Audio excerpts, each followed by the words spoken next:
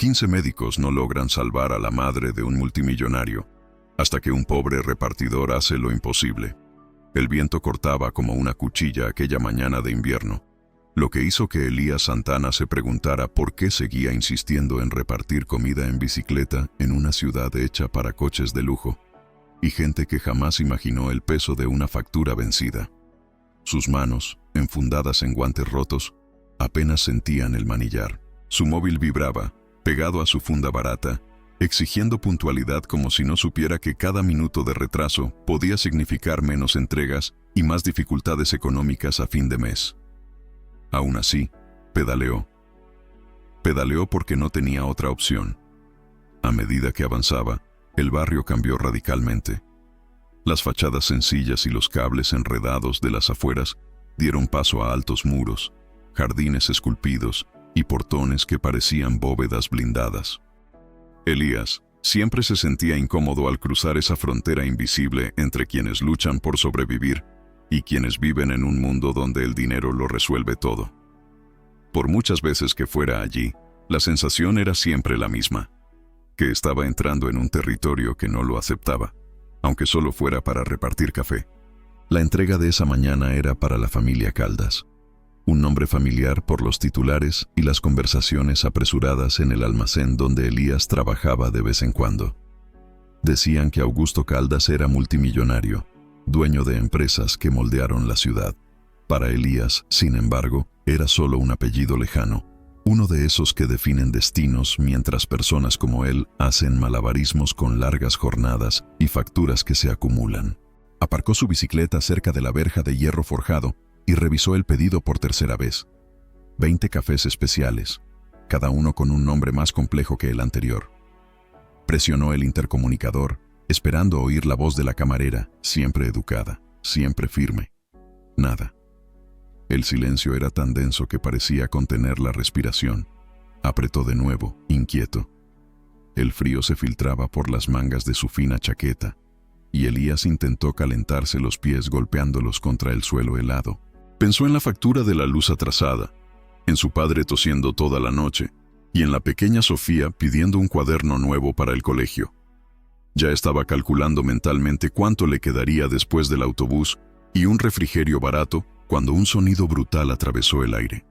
No era un ladrido, no era un coche, era un grito agudo y desesperado, el tipo de sonido que emite una persona en pánico cuando ve que la vida se le escapa de las manos. Elías se quedó paralizado. El segundo grito llegó poco después, más débil, y un escalofrío le recorrió la espalda. Sin pensarlo, sus pies se movieron. Dejó la bicicleta atrás, olvidó la aplicación, la calificación y el miedo. Corrió al centro de la calle, levantó la vista y buscó a través de los enormes ventanales de la mansión.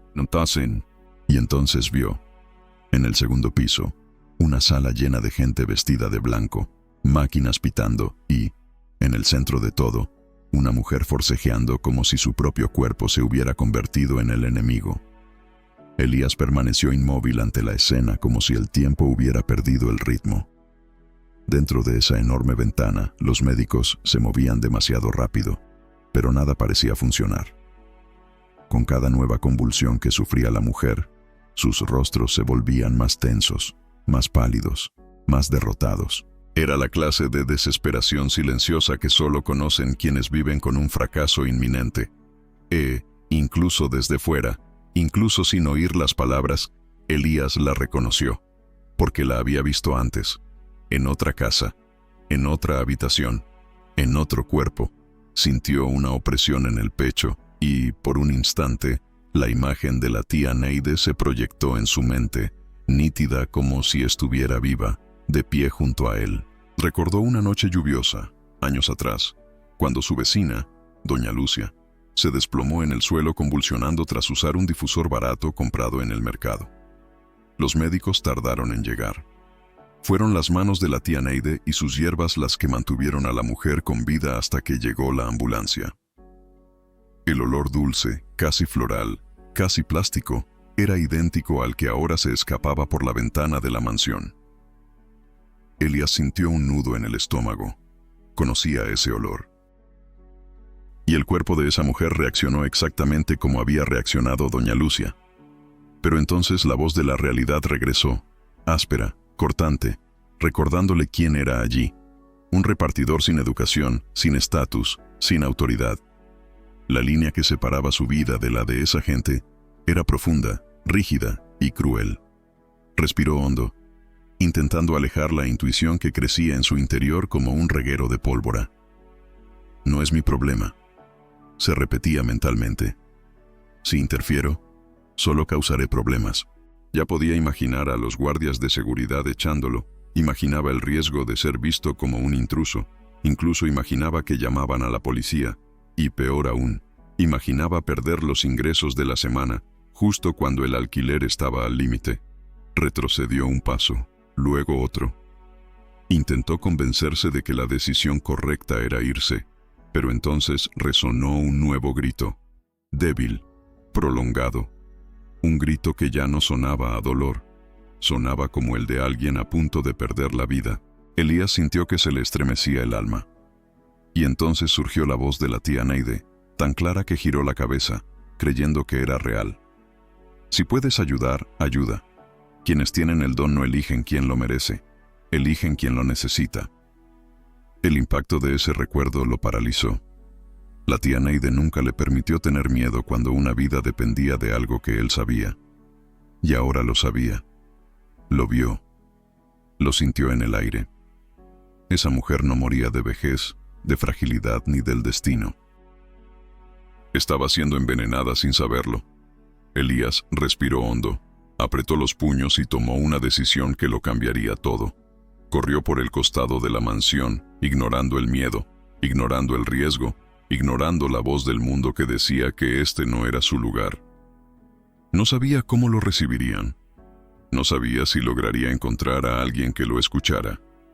Solo sabía que si no lo intentaba, cargaría con esta culpa para siempre. Elías llegó sin aliento a la entrada de servicio de la mansión, con el corazón latiendo tan fuerte que parecía un tambor en su pecho. La puerta metálica, siempre abierta para repartidores, mayordomos, jardineros y todo tipo de empleados invisibles, estaba abierta de par en par, como si alguien la hubiera atravesado. Subió un escalón, luego otro, con cautela, como quien traspasa territorio prohibido. El pasillo era amplio, demasiado limpio, demasiado silencioso. El contraste con el caos que había visto arriba era tan marcado que parecía una cruel ironía. La vida se desmoronaba en el segundo piso mientras el lujo permanecía intacto en la planta baja. Con cada paso, sentía el peso del miedo. Todo su cuerpo temblaba, pero su mente repetía la frase de su tía, una frase que ahora parecía más una orden que un recuerdo. Sin embargo, junto con este coraje forzado, surgieron pensamientos más oscuros. ¿Y si creen que intento entrar a robar? ¿Y si dicen que me lo he inventado? ¿A quién le creerán? ¿A mí o a los médicos? Pero el débil grito de la mujer aún resonaba en su mente. Respiró hondo, tentado de retroceder, pero algo en su interior lo impulsó. Su vida dependía de segundos. Al doblar la esquina, casi choca con un enorme guardia de seguridad, con chaleco negro, manos gruesas y ojo experto para sospechar de todo. El hombre se detuvo de inmediato, como si hubiera encontrado a un intruso. Elías instintivamente levantó las manos, como si demostrara su inocencia incluso antes de ser acusado. «Yo necesito hablar con alguien», intentó decir, pero su voz se quebró por el nerviosismo. El guardia de seguridad entrecerró los ojos. «Eres el repartidor, ¿verdad? La salida está por allá». Señaló la puerta como indicando el destino inevitable de alguien que no debería estar allí. «Señor, por favor, debo advertirle. Hay una señora arriba que no se encuentra bien. La vi desde la ventana. Creo que sé qué le pasa».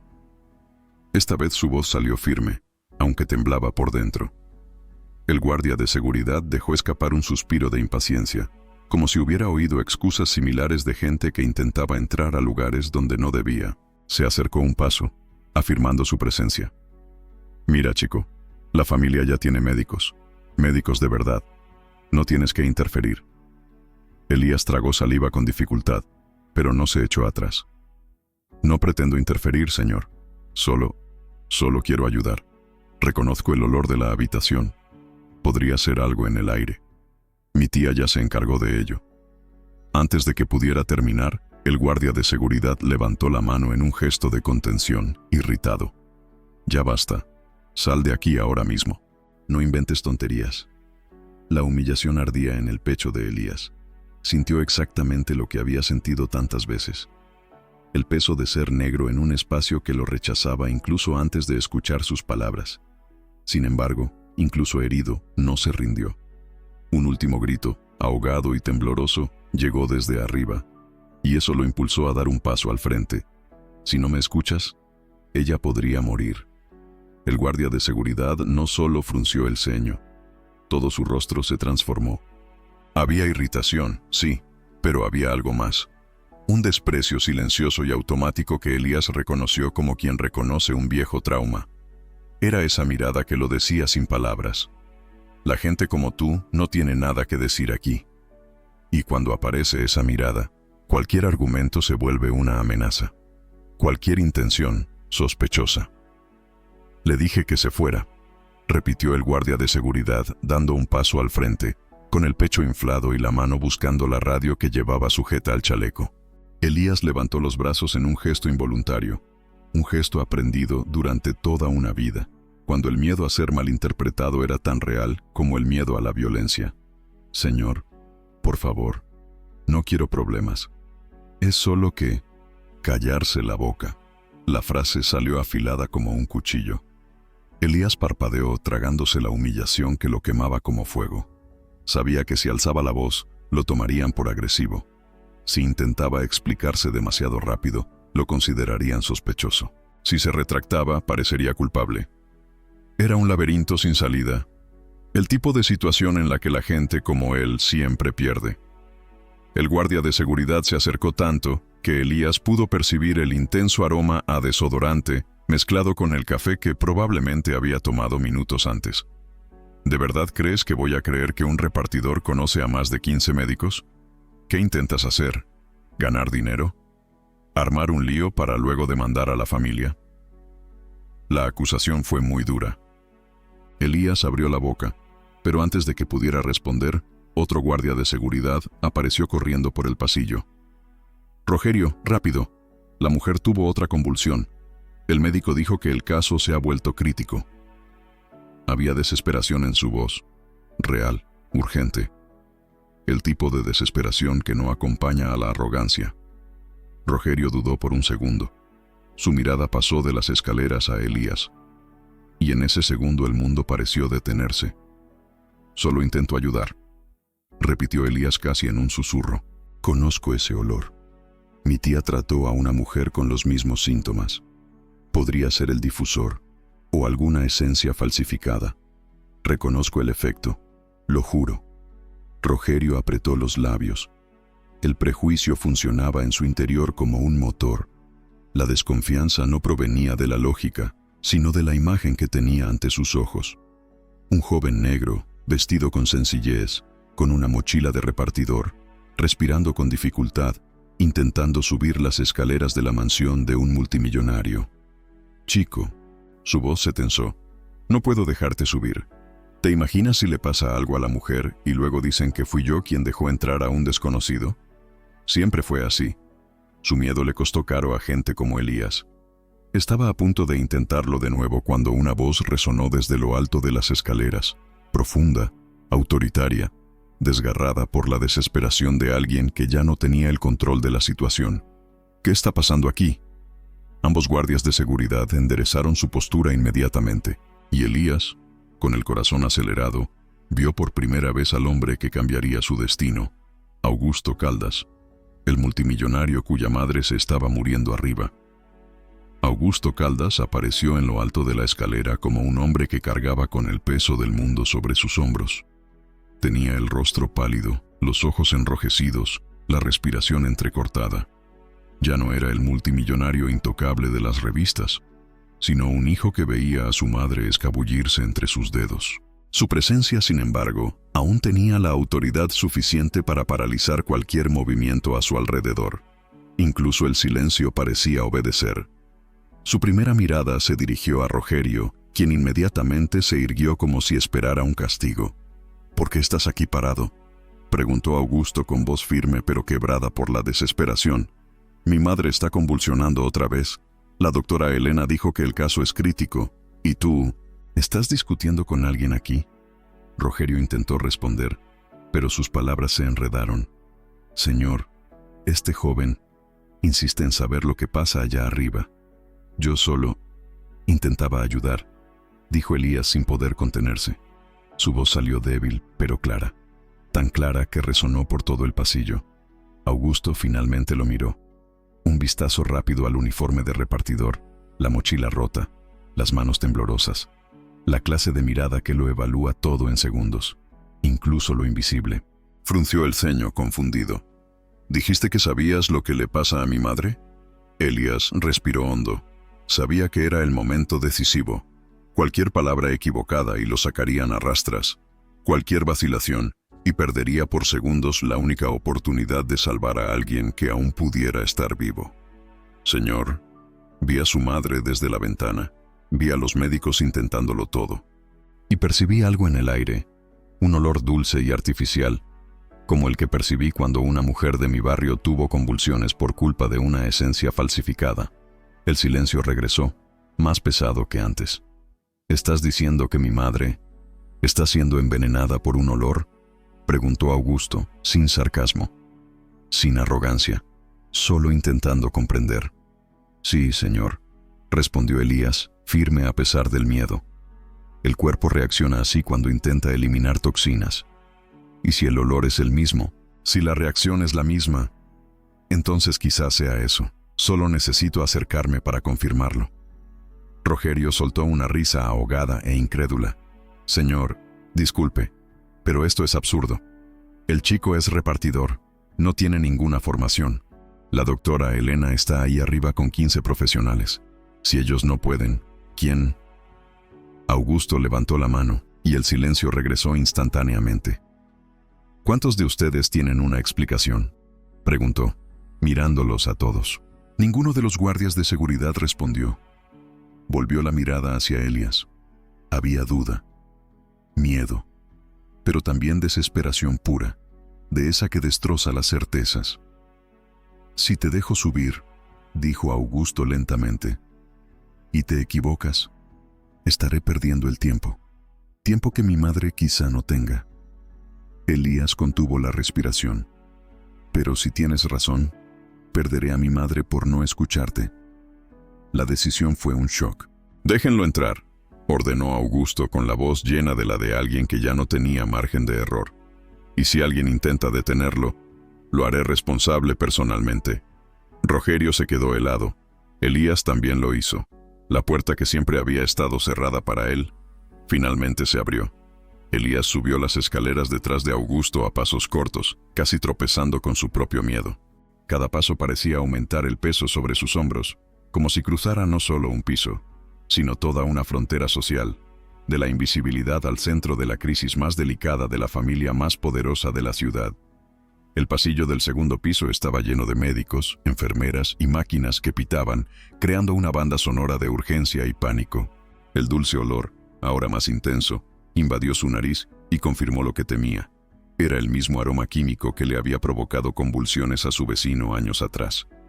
Cuando Augusto empujó la puerta del dormitorio, el caos reveló su esencia.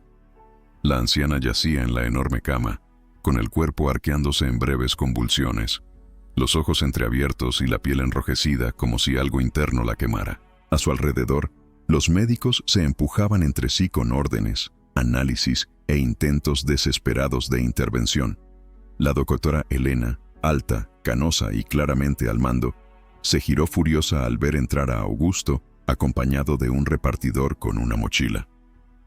«Señor Caldas, le pedí que no entrara nadie más. Estamos en un momento crítico». «Entra», interrumpió Augusto sin dudarlo. «Dice que sabe lo que pasa con mi madre». La descarga recorrió la habitación como una descarga eléctrica. Uno de los médicos rió al instante. Otro resopló con fuerza. Un tercero murmuró algo sobre irresponsabilidad. Elías sintió que toda la habitación se encogía a su alrededor, como si la propia habitación intentara expulsarlo. Pero no se acobardó. La doctora Helena se cruzó de brazos, incrédula. ¿Quién es usted exactamente? Elías tragó saliva con dificultad. Me llamo Elías Santana. Hago repartos, pero ya he visto a alguien con convulsiones así. Su reacción, el olor en la habitación, parece envenenamiento por esencia adulterada. Un médico con gafas se rió abiertamente con burla. Genial, un especialista en aromaterapia de la favela. ¿Es eso lo que necesitamos? Otro añadió. Señor Caldas, esto es peligroso. El niño no tiene educación. Si algo le pasa a su madre, nos haremos responsables. El racismo estaba en el aire. No hacía falta decirlo. Estaba en las miradas, en las sonrisas torcidas, en la certeza de que Elías ni siquiera tenía derecho a respirar en ese lugar. Pero respiró. Respiró hondo. Conozco ese olor, insistió con firmeza. Y reconozco el efecto. Mi tía salvó a una mujer así. Siempre decía que el cuerpo reacciona como si estuviera combatiendo un veneno. Si apagas el difusor y abres las ventanas, quizás puedas respirar mejor. La doctora Helena se volvió hacia el aparato en la esquina. Un elegante difusor de vidrio conectado mediante cables a una botella de aceite. Lo abrió, lo olió instintivamente y palideció. «Esto está mal», murmuró sorprendida. «No es aceite natural, es sintético, demasiado fuerte». La habitación quedó en silencio. Augusto dio un paso al frente, encarando al médico. «Podemos perder el tiempo discutiendo, o podemos intentarlo». La doctora Helena respiró profundamente. «Apaga el difusor, abre todas las ventanas». Los médicos dudaron, pero obedecieron. Y en ese momento, Elías se dio cuenta. Allí nadie le creía del todo. Pero todo el mundo estaba a punto de verlo. El aire fresco inundó la habitación en cuanto se abrieron las ventanas, atravesando el perfume sintético que antes dominaba la atmósfera. Las cortinas ondearon, y por un instante el caos pareció suspendido entre el viento y la tensión en los ojos que seguían cada movimiento de Elías. Se acercó a la cama lentamente, como si entrara en territorio sagrado. El retorcimiento de la anciana era menos pronunciado, pero su cuerpo aún temblaba con espasmos cortos e irregulares. El monitor cardíaco emitía pitidos rápidos, como si marcara no solo el tiempo que le quedaba de vida, sino el límite de lo que aún podía salvarse. La doctora Helena observaba todo con una expresión híbrida. Escepticismo y curiosidad se batían en duelo en su mirada clínica. «Muy bien», dijo, cruzándose de brazos. «Ya tuviste tu oportunidad de hablar. Ahora dinos qué harías si estuvieras al mando». Elías respiró hondo. Toda la sala lo observaba como un tribunal esperando su tropiezo. Abrió su mochila y metió la mano hasta encontrar la pequeña bolsa de tela donde llevaba unas hierbas que su tía siempre le decía que nunca dejara de casa. Al sacarla, oyó risas burlonas de fondo. «Trajo té, ¿no es así? Dios mío, estamos en un hospital o en un mercado orgánico». Pero Elías no los miró. Miró a la anciana y recordó las manos firmes y cariñosas de la tía Neide. «Mi tía siempre decía que hay plantas que ayudan al cuerpo a expulsar toxinas», explicó, intentando mantener la voz firme, «y que su vapor puede aliviar las convulsiones causadas por intoxicaciones leves. Yo puedo hacer lo que me enseñó, pero necesito agua caliente y una toalla». El silencio que siguió fue casi cruel. Finalmente, Augusto, con la voz ronca por la desesperación, respondió: «Entonces trae agua caliente. Ahora». Los médicos intercambiaron miradas de asombro ante la orden directa. Una enfermera se acercó corriendo, más por obediencia al dueño de la casa que por confianza en el repartidor. Elías se arrodilló junto a la cama cuando llegó el agua y colocó las hierbas en el recipiente humeante. El aroma cambió al instante, fuerte, limpio, casi penetrante, borrando el olor artificial que aún flotaba en el aire. «Ahora la toalla», pidió Elías. Al recibirla, tapó el recipiente y presionó suavemente el vapor hacia el rostro de la anciana. «Necesita inhalar esto. Ayudará a su cuerpo a reaccionar». Uno de los médicos se burló. «Esto es peligroso. No tienes ni idea de cómo podría reaccionar su cuerpo». Elías levantó la vista por primera vez, y había algo diferente allí. No era arrogancia, era convicción. La misma convicción que había visto en la tía Neide toda su vida. Sí, lo creo, respondió. Lo vi. Ya la ayudé antes, y ya no tiene más tiempo. O la dejas o muere. La doctora Elena frunció los labios evaluando la situación. El monitor cardíaco emitió pitidos irregulares. La anciana emitió un débil gemido. Entonces, finalmente, el médico asintió. Continuar. Y en ese momento, por primera vez en toda su vida, Elías fue escuchado.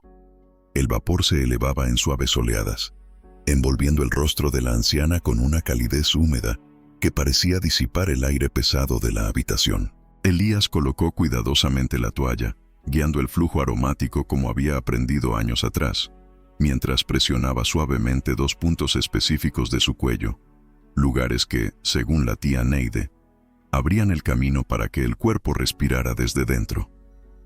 Los médicos observaban con expresiones que iban desde la indignación y la incredulidad hasta una curiosidad involuntaria que intentaban ocultar. Ninguno quería admitir que estaban viendo algo que no entendían. El monitor cardíaco comenzó a mostrar un cambio casi imperceptible, un ritmo menos caótico y más estable.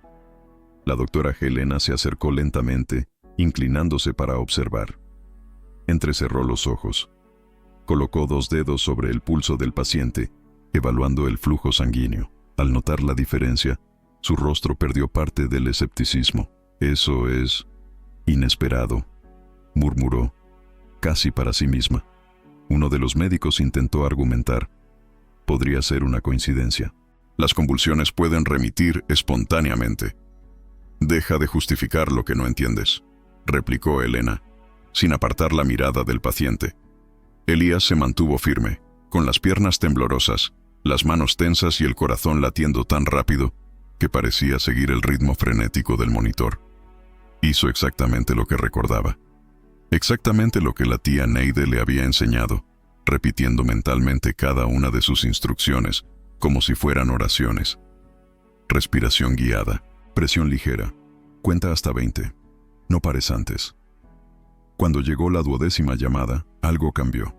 La respiración de la anciana, antes irregular y trabajosa, se volvió más profunda, como si finalmente pudiera respirar de verdad. Su pecho subió y luego bajó de forma constante. La convulsión remitió con suavidad hasta cesar por completo. Toda la habitación permaneció inmóvil. Parecía que nadie se atrevía a parpadear. El monitor cardíaco emitía pitidos rítmicos y equilibrados, como si hubiera recuperado el ritmo. Elena levantó lentamente la mirada y observó a Elías como si presenciara un fenómeno que contradecía todas las explicaciones técnicas que conocía. «Se está estabilizando», dijo en voz baja incrédula. «Su presión arterial ha empezado a mejorar. Su respiración ha cambiado. No, esto no es casualidad». Los médicos intercambiaron miradas desconcertadas. La risa que antes resonaba con burla se había desvanecido, reemplazada por un silencio incómodo, orgullo herido, lógica fragmentada, egos destrozados. Augusto, que observaba desde la cama, se llevó la mano a la boca. Una lágrima le rodó por la mejilla. Miró a Elías como si presenciara un milagro. «Dios mío», murmuró, «está volviendo». Uno de los médicos tragó saliva con dificultad. Esto no debería ser posible». Elías retiró la toalla, apartando lentamente el cuenco. Le temblaban tanto las manos que tuvo que apoyarlas sobre la sábana. La anciana respiró hondo y exhaló suavemente. Una señal frágil pero real.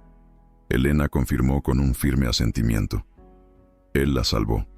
La frase golpeó a toda la sala como una descarga eléctrica. Y fue allí, en ese momento, que Elías se dio cuenta. Acababa de reescribir lo imposible. La habitación permaneció en silencio durante largos segundos, como si nadie supiera qué hacer tras presenciar algo que lo contradecía todo. El monitor cardíaco seguía su ritmo constante, llenando el aire con pitidos que, minutos antes, parecían imposibles. La anciana, antes al borde de la muerte, ahora respiraba con ligereza, como si por fin hubiera encontrado el aire que su cuerpo necesitaba con tanta desesperación. Y en el centro de ese milagro inesperado estaba Elías, arrodillado en el suelo, con la toalla aún en sus manos temblorosas y los ojos muy abiertos. La conmoción no fue solo para los médicos, también lo fue para él. Era como si la realidad se estuviera adaptando poco a poco, intentando aceptar que un repartidor, un joven de las afueras de la ciudad, acababa de hacer lo que 15 especialistas no habían logrado. Sintió una opresión en el pecho, no de miedo, sino de incredulidad, como si una parte de él aún estuviera convencida de que había hecho algo mal, de que alguien pronto diría que era solo una coincidencia. Pero nadie dijo nada. De lo contrario, la doctora Helena dio un paso al frente. Su mirada, antes fría y calculadora, ahora reflejaba genuino respeto y algo que parecía arrepentimiento. Elías, lo que hiciste aquí le salvó la vida. La frase salió con dificultad, como si fuera demasiado pesada para un ego acostumbrado a ser la única voz de autoridad en la sala. Necesito entender exactamente cómo aprendiste eso. Elías bajó la cabeza sin saber si debía sentirse honrado o expuesto. Yo aprendí de mi tía. Ella atendió a mucha gente. Personas que no tenían dinero para el hospital, personas de las que los médicos siempre decían que exageraban, eran quisquillosas o tenían problemas consigo mismas. Decía que el cuerpo habla, que solo hay que escuchar. Un silencio respetuoso llenó la sala. No era el silencio desconfiado de antes, ni el silencio arrogante que disminuía su presencia. Era un silencio diferente. Uno que reconocía que poseía algo valioso, legítimo, real. Augusto se acercó. Tenía lágrimas en los ojos, pero también firmeza. Con dulzura, casi con reverencia, sujetó el hombro de Elías. Salvaste a mi madre. ¿Lo entiendes? Salvaste a la mujer más importante de mi vida. Elías intentó responder, pero no le salieron las palabras. Una mezcla de alivio, miedo y gratitud lo invadió como una ola demasiado fuerte para él. Por un momento pensó en su tía, en cuántas veces la tía Neide había sido ignorada, irrespetada, tratada como supersticiosa, cuando en realidad llevaba en sus manos un conocimiento ancestral que nadie se molestaba en estudiar.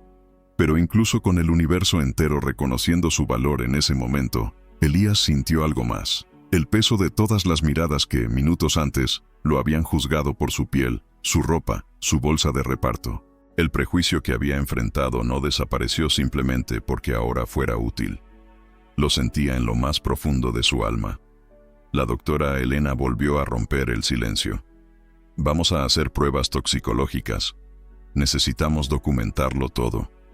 Por primera vez, miró a Elías no desde arriba, sino como un igual. Y tú, quiero que me expliques cada paso, completamente. Él respiró profundamente. La puerta de la ciencia estaba entreabierta por primera vez. Tras ser estabilizada, la anciana fue trasladada cuidadosamente a una sala de observación improvisada dentro de la propia mansión. El equipo médico, ahora menos arrogante y mucho más alerta, trabajaba en silencio, intercambiando miradas que revelaban no solo alivio, sino también desconcierto profesional. Era evidente que todos intentaban comprender cómo, en cuestión de minutos, un repartidor con una mochila rota había revertido el destino de una paciente a la que 15 médicos experimentados no habían logrado salvar. Mientras se preparaban las pruebas, la doctora Helena le pidió a Elías que esperara en una de las salas de la mansión.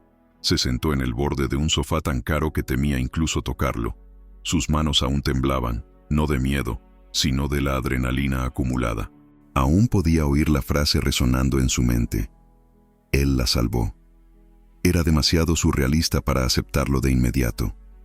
La habitación era grande, decorada con pinturas abstractas y esculturas modernas. Elías no sabía a dónde mirar. Se sentía fuera de lugar, incómodo, casi culpable por estar allí. Una parte de él quería agarrar su bicicleta e irse antes de que alguien cambiara de opinión y lo echara. Pero una voz interior, quizás la memoria, quizás el instinto, le decía que el momento aún no había terminado. Fue entonces cuando entró Augusto. No como el poderoso multimillonario que todos temían, sino como un hombre profundamente conmocionado, luchando por contener la emoción. Se acercó a Elías y se sentó a su lado. dejando un espacio respetuoso entre ellos. Había lágrimas en sus ojos, pero también una renovada serenidad, cimentada en la gratitud. «Los médicos están analizando el aceite difusor», dijo Augusto en voz baja. «La doctora Elena cree que contiene sustancias tóxicas, algo que nunca debió haber estado ahí. Si se confirma, mi madre estaba siendo envenenada sin saberlo». Elías sintió una opresión en el pecho. «Esto pasa mucho en mi barrio. Productos falsificados, trabajos de mala calidad. A veces es demasiado barato para ser bueno». Dudó antes de añadir: «Pero no soy un experto, señor. Es que reconocí el olor». Augusto se giró hacia él, con la mirada penetrante. «Elías, ¿te das cuenta de lo que has hecho? No solo reconociste algo que nadie aquí notó. Actuaste. Tuviste el coraje de entrar en un lugar que no era para ti. Vi cómo te trataron allí. Vi cómo te miraron. Aún así, te quedaste. Hasta que salvaste a mi madre». Elías bajó la mirada. No quería revivir esa sensación. «Solo hice lo que mi tía habría hecho». «Y el mundo necesita más gente que haga lo que haría tu tía», dijo Augusto con profunda sinceridad. La puerta se abrió y entró la doctora Elena con una carpeta en las manos. Por su expresión, algo serio se había descubierto. Se detuvo ante ellos, respiró hondo y anunció: «Lo confirmamos. La botella contenía componentes tóxicos». Su madre reaccionó exactamente como lo describió Elías. Tenía razón. Augusto miró a Elías como se mira un destino que se desarrolla. «Ahora, Elías, necesito hacerte una pregunta». El aire en la habitación parecía contener la respiración. «¿Qué quieres hacer con tu vida?». La pregunta resonó por el pasillo como si la hubieran lanzado contra las paredes de mármol, cobrando fuerza y profundidad. Elías no respondió de inmediato. No sabía si podía. No sabía si se le permitía soñar tan a lo grande, sobre todo sentado en una mansión donde la mayoría de la gente jamás lo consideraría digno de semejante pregunta. Bajó la mirada hacia sus manos, aún sucias de hierbas, y sintió una extraña mezcla de vergüenza y orgullo. Augusto no se apresuró a responder. Simplemente observó a Elías con una expresión que nunca antes había visto. No era curiosidad ni lástima. Era respeto. Un respeto que nadie de la élite le había mostrado jamás. Era como si Augusto viera no solo lo que Elías había hecho, sino todo lo que aún podía hacer. Elías respiró hondo. «Yo nunca pensé mucho en ello». Era cierto. La vida diaria siempre había sido una lucha por la supervivencia, no por la ambición. He trabajado desde los 15 años. Perdí a mi madre a temprana edad. Mi padre enfermó. Sofía, mi sobrina, depende de mí. No he tenido tiempo ni dinero para pensar en el futuro». Augusto se inclinó ligeramente, como para dejar espacio a la verdad. «Pero si pudieras elegir cualquier cosa, ¿qué sería?». El silencio parecía aplastante, y entonces, por primera vez en mucho tiempo, Elías se permitió imaginar. «Yo quería estudiar». Su voz salió baja, pero firme. «No cualquier estudio. Quería entender lo que hacía mi tía. Quería combinar su sabiduría con tu medicina. Cada vez que alguien de la comunidad enfermaba y no había hospital, ella era quien lo atendía. Y cuando alguien tenía acceso a un médico, a veces los médicos ignoraban las señales, lo trataban mal, ni siquiera lo miraban a los ojos. Mi tía salvó a mucha gente. Aprendí mucho de ella. Quería honrar eso». Augusto escuchaba como si recibiera una revelación preciosa. La doctora Elena, que había permanecido de pie con la carpeta en las manos, se acercó unos pasos. «Elías, lo que hiciste hoy demuestra dos cosas muy poco comunes: sensibilidad clínica y conocimiento empírico. Juntos, forman una combinación poderosa. Tienes algo que no se aprende en los libros». Se sonrojó, sin saber dónde poner las manos. Fue entonces cuando Augusto pronunció la frase que cambiaría su vida para siempre. «Elías, si quieres estudiar, te garantizo que nada te detendrá». El corazón de Elijah se aceleró. «¿Qué quiere decir, señor?».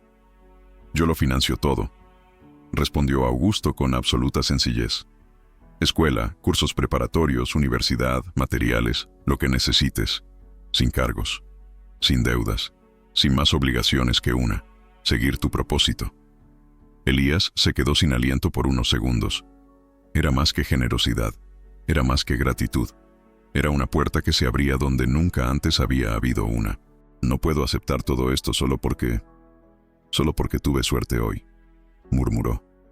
Pero Augustus sonrió con una expresión que parecía comprender mucho más de lo que Elías había imaginado. Eso no fue suerte, Elías. Fue talento. Y el talento merece una oportunidad. Los días siguientes parecieron un sueño imposible para Elías. El contrato llegó por correo electrónico. Un documento sencillo y claro, sin letra pequeña, sin trampas. Lo tenía todo. Financiación completa para sus estudios, apoyo académico, apoyo psicológico, transporte y, sobre todo, libertad. No le debía a Augusto nada más que honestidad y compromiso con su propio futuro. Aún así, antes de firmar, le llevó el contrato a la tía Neide, o mejor dicho, a la pequeña habitación donde aún vivían sus recuerdos en los frascos de hierbas que guardaba con un cuidado casi devoto. Sentado en el suelo, con la mochila a su lado, Elías leyó cada línea en voz alta, como si buscara una señal, y al terminar, sintió una sensación de calma que le inundaba el pecho. Era como si ella estuviera allí, silenciosa, aprobando. Firmó con lágrimas que le quemaban los ojos.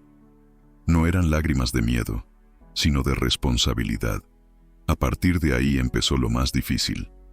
Las clases preparatorias con la doctora Elena fueron intensas, mucho más de lo que Elías esperaba. Tenía enormes lagunas de la escuela pública y los años trabajando para mantener a su familia. No sabía matemáticas avanzadas, carecía de vocabulario técnico, no dominaba la lógica formal, pero tenía algo inusual, un hambre descomunal por aprender. Elena lo notó desde el primer mes. «Tienes la mente de un investigador», dijo. «Solo necesitas las herramientas». Pero el mundo no facilita la búsqueda de herramientas para alguien con el color de piel y la dirección de Elías. Al matricularse en el curso complementario para terminar la secundaria, lo recibieron con miradas de desaprobación. Algunos profesores dudaron de su historia cuando explicó por qué estaba allí. Sus compañeros murmuraban que solo lo ayudaban porque salió en las noticias sobre la mansión Caldas. Más de una vez escuchó a alguien decir que solo lo habían ayudado por lástima del multimillonario. Al principio lo destrozaba. Cada comentario era como una piedra en la espalda. Pero todas las noches, antes de dormir, abría el cuaderno donde guardaba las frases que la tía Neide repetía cuando la vida se ponía difícil. La que yo leía con más frecuencia era sencilla. El mundo te prueba antes de aceptarte. Él no se rindió. En 2 años, terminó la secundaria. En 3, aprobó el examen de ingreso a la Universidad Estatal de San Roque, en el área de Ciencias de la Salud. Allí, los desafíos adquirieron un cariz diferente. Compañeros adinerados se burlaban de él porque llegaba en bicicleta, porque no vestía ropa de marca y porque trabajaba de noche. Pero lo que más le dolía era el prejuicio velado de algunos profesores. Preguntas desdeñosas, explicaciones apresuradas y suposiciones sobre sus capacidades. Él lo soportó todo y empezó a ganar. En el segundo semestre, destacó en un proyecto de investigación sobre plantas medicinales utilizadas en las afueras de la ciudad. En el curso de etnobotánica, superó a todos los estudiantes de la clase. Fue invitado a colaborar en una investigación sobre la integración entre la medicina tradicional y la moderna. La profesora a cargo, la doctora Tramatos, quedó tan impresionada que lo animó a escribir un artículo que combinara lo aprendido de tía Neide con la evidencia científica actual. El artículo ha sido publicado, y por primera vez, el nombre Elías Santana apareció en una revista académica. Lloró cuando vio eso, porque en ese momento se dio cuenta de que, a pesar de las puertas cerradas, a pesar de las miradas de desaprobación, a pesar del color de piel que el mundo se empeñaba en juzgar antes de escuchar, él estaba ocupando un espacio que siempre había sido legítimamente suyo, y eso nadie se lo iba a quitar. A medida que Elías progresaba en la universidad, su vida finalmente parecía dar un giro que jamás imaginó. Con cada semestre, cada asignatura completada, cada proyecto aceptado, sentía que estaba construyendo algo más grande que cualquier diploma. honraba el legado de tía Neide, reconstruía su autoestima y demostraba el valor de la sabiduría de la periferia. Pero todo esto cobró un nuevo significado cuando su padre, quien llevaba años luchando contra una enfermedad respiratoria crónica, comenzó a deteriorarse rápida e inesperadamente. La tos, que antes era molesta, se volvió violenta, profunda y dolorosa. Elías llevaba a su padre a todas las citas e intentaba seguir con su medicación, pero la enfermedad avanzaba implacablemente. Los médicos le hablaban de cuidados paliativos. Él intentaba no creerlo. Fue Elena, ahora muy cerca de él, quien le ayudó a comprender que el cuerpo de su padre ya estaba demasiado cansado. La noticia lo golpeó como un colapso emocional. Elías sintió que el mundo se encogía, que el terreno se volvía irregular. Nunca había tenido mucho, pero lo poco que tenía siempre incluía a su padre. Incluso en silencio, incluso sufriendo, incluso limitado por su frágil salud, él estaba allí. Siempre lo había estado. Y ahora, Elías necesitaba decidir si probar todos los tratamientos agresivos posibles o respetar los deseos de ese hombre que había vivido durante años atrapado entre máquinas y dificultades. En una noche particularmente difícil, mientras su padre luchaba por conciliar el sueño, Elías acercó una silla y se sentó junto a la cama. Observó los cables conectados al monitor, los tubos, la piel fina, las manos envejecidas. Sus ojos se llenaron de lágrimas incluso antes de empezar a hablar. «Papá, no sé si estoy listo para dejarte ir». Su voz salió temblorosa, rota. «Pero sé que no puedo retenerte si solo te duele». La tía Neide siempre decía que no debemos prolongar el dolor cuando ya no hay cura, solo cuidar. El padre abrió los ojos lentamente, cansado pero consciente.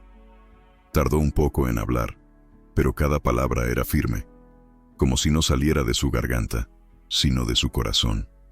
«Hijo, ya has cargado demasiado. No necesitas cargar con el mío también». Respiró con fuerza, apretando suavemente la mano de Elías. «Sanaste a tanta gente. Incluso sanaste a gente que ni siquiera te conocía. Ahora, necesitas vivir». Elías rompió a llorar en silencio, agarrando la mano de su padre como si intentara conservar ese contacto para siempre. Y, en ese momento, comprendió que dejar ir también es un acto de amor, que cuidar no es solo salvar, sino permitir que la dignidad exista hasta el último instante. Días después, el padre falleció. Elías le tomó la mano. No hubo gritos ni conmoción, solo silencio, respeto y profunda gratitud. El funeral reunió a vecinos, amigos, maestros, voluntarios, e incluso a Elena. Pero lo que más impactó a Elías fue darse cuenta de cuántas vidas había tocado su padre simplemente por existir con humildad y valentía. El dolor no lo destruyó. El dolor lo moldeó. Y por primera vez, Elías sintió algo nuevo dentro de él, el deseo de transformar el dolor en propósito. La muerte de su padre dejó un vacío que ningún diploma, elogio ni logro pudo llenar. Durante semanas, Elías funcionó en piloto automático. Iba a clases, estudiaba de noche, colaboraba como voluntario en campañas de salud, pero en su interior, todo parecía demasiado silencioso. Un silencio que no termina, que acompaña, que exige respuestas. Sin embargo, en medio de la tristeza, algo empezó a florecer inesperadamente. Fue como si la despedida de su padre hubiera abierto el espacio a una verdad que Elías ya cargaba, pero que aún no se había atrevido a afrontar. No estudiaba solo para sí mismo, estudiaba para todos los que, como su padre, su tía, todo su vecindario, habían sido ignorados por el sistema. Esta comprensión se consolidó cuando atendió a doña Alice, una mujer que no podía costear los medicamentos recetados por su médico. Con delicadeza, Elías le explicó cómo podía complementar su tratamiento con infusiones sencillas, económicas y con fundamento científico, prácticas que había aprendido de su tía y que ahora comprendía a fondo. Su alivio fue instantáneo, no solo físico, sino emocional. Por primera vez, alguien le hablaba, y no solo a ella, a ella. Esta experiencia encendió una llama en su interior que el dolor no pudo apagar. Elías comenzó a escribir publicaciones breves sobre atención médica básica, prevención y el papel de la medicina tradicional afro-brasileña en la vida cotidiana. No esperaba nada, simplemente quería compartir conocimientos. Pero los textos se viralizaron. En cuestión de semanas, miles de personas comenzaron a seguirlo en redes sociales, pidiendo orientación, enviando preguntas y compartiendo historias de negligencia médica y falta de acceso digno a la atención médica. Era como si una parte del país estuviera esperando a alguien como él. La mayor visibilidad atrajo la atención de profesionales, investigadores y periodistas, inevitablemente, la de Augusto, quien había estado siguiendo todo desde una distancia respetuosa. Tras leer uno de los textos más profundos de Elías, uno sobre la dignidad al final de la vida, inspirado en la despedida de su padre, Augusto organizó una reunión. «Entiendes que no solo estás publicando, ¿verdad?», dijo Augusto con seriedad. «Estás educando a todo un país, y eso necesita estructura». Elías frunció el ceño confundido. «¿Estructura? Quiero construir algo», continuó Augusto. «Algo grande. Algo que una la medicina que estudias con el conocimiento que heredaste de tu tía. Algo que transforme vidas, no solo historias individuales». La mirada de Elías se alzó lentamente. «¿Qué propones?». Augusto respiró hondo, como si estuviera a punto de revelar un sueño que anhelaba desde hacía mucho tiempo. Un centro de salud comunitario, gratuito, integrativo, abierto a la investigación, la docencia, la atención y la formación, en Villa Esperanza, en tu barrio, donde todo empezó. Elías sintió que el suelo se le resbalaba. No era un proyecto, era una revolución. La idea se difundió rápidamente. Profesores universitarios se invitaron a participar. Investigadores ofrecieron su apoyo. La doctora Elena se convirtió en un puente entre ambos mundos, el técnico y el empírico. El movimiento creció, tomó forma, ganó fuerza política y respaldo científico. En una mañana lluviosa, Elías firmó el documento oficial de fundación. Fue allí donde el Centro de Salud Comunitario Tía Neide, y en ese momento Elías comprendió. Su padre había fallecido, pero su legado ahora guiaba vidas enteras. La inauguración del Centro de Salud Comunitario Tía Neide parecía menos un evento y más una celebración colectiva de resistencia. Los niños corrían por el patio recién renovado, los ancianos observaban con lágrimas en los ojos, las madres sostenían a sus hijos con alivio y esperanza. El viejo almacén, antaño abandonado y olvidado, ahora latía con color, vida y dignidad. Era como si ese edificio respirara el espíritu de todas las personas que, durante décadas, habían sido ignoradas. Era como si el corazón de la comunidad finalmente se escuchara allí. Elías llegó temprano, recorrió el pasillo principal observando cada detalle. Los murales pintados por artistas locales, el laboratorio de hierbas cuidadosamente etiquetado, la sala de consulta equipada con tecnología moderna, junto a un espacio dedicado a la medicina tradicional afro-brasileña. Todo allí era exactamente como lo había imaginado, no porque buscara lujo, sino porque quería respeto. Por primera vez, la sabiduría de la periferia no era tratada como misticismo barato, sino como conocimiento legítimo, validada, honrada. La ceremonia reunió a cientos de personas, y, al subir al escenario improvisado, Elías sintió el peso y la grandeza del momento. Observó a la multitud y vio rostros que conocía desde la infancia, vecinos, maestros, amigos, pacientes a los que había ayudado. También vio rostros nuevos, estudiantes, investigadores, autoridades. Junto al escenario, Augusto y la doctora Elena observaban con silencioso orgullo. Elías sostenía el micrófono en manos que antes llevaban bolsas de reparto. Ahora llevaban el futuro. Crecí creyendo que mi lugar era pequeño. Comenzó con la voz entrecortada. Que mis conocimientos no valían nada, que mi barrio no importaba.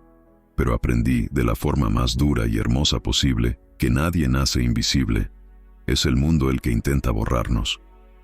El público quedó en completo silencio. Mi tía me enseñó que la sanación no reside en un diploma. Reside en una mirada. Reside en el respeto. Reside en la disposición a escuchar a quienes nunca han sido escuchados. Y hoy la veo viva en cada rincón de este centro. Se detuvo al ver a Sofía, ahora adolescente, en la primera fila, sosteniendo un cuaderno lleno de dibujos de plantas medicinales. Sus ojos brillaban con el mismo fuego curioso que él tenía de niño. Esto lo hizo sonreír. Si tú, sentado ahí, alguna vez has sido ignorado, humillado, desacreditado, debes saber que mereces estar aquí tanto como yo. El conocimiento es para todos, la sanación es para todos, y también lo es la dignidad. Los aplausos estallaron como un trueno, pero Elías no terminó. Señaló la placa recién descubierta que decía Centro de Salud Comunitario Tía Neide. Sabiduría que trasciende generaciones. Esto no es mío, es nuestro. Pertenece a la comunidad. Pertenece a las manos que me criaron, a los ancestros que resistieron, a las historias que nunca se contaron. Es la prueba de que cuando alguien se atreve a creer en ti, y cuando tú te atreves a creer en ti mismo, lo imposible sucede. El público se puso de pie. Aplausos, lágrimas, abrazos. Era como si cada persona presente respirara esperanza por primera vez. Y mirando al horizonte, Elías susurró: Lo hice, tía. Si esta historia te conmovió, te inspiró o te recordó a alguien que persevera cada día, deja un comentario. Creo en la sabiduría del pueblo. Y no olvides suscribirte al canal para más historias de justicia, coraje y transformación.